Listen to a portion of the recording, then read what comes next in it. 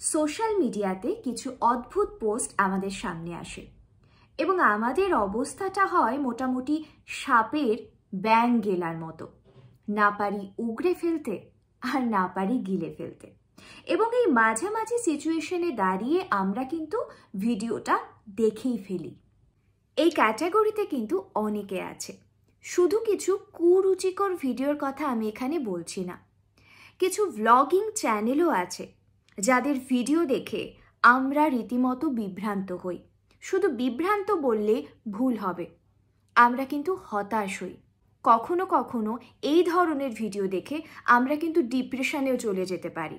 আমাদের মনে হতেই পারে আমাদের লাইফটা কেন এত সাদামাটা, আমাদের বাবা মা তো এত লাক্সারি লাইফ আমাদের উপহার দিতে পারেনি।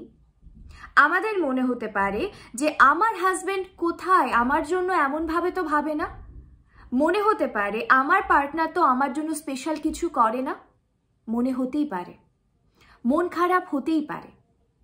আমাদের মনে রাখতে হবে যে রিল লাইফ আর রিয়াল লাইফ আলাদা। বুঝতে হবে আমাদের কিছু কিছু ক্ষেত্রে বোকা বানানো হচ্ছে।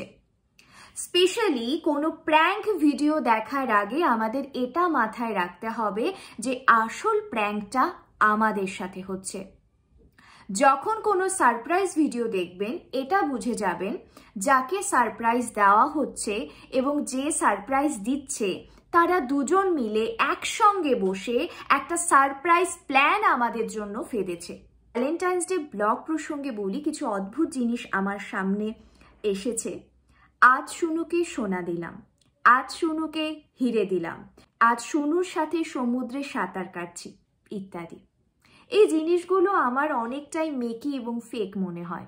ভিউজ কমে গেলে বারবার বিয়ে করা, ভিউজ কমে গেলে ডিভোর্সের নাটক করা, ভিউজ কমে গেলে বিভিন্ন রকমের ড্রামা করা আমার কাছে ভীষণ অদ্ভুত লাগে। রিল লাইফ এবং রিয়াল লাইফ এক হয় না।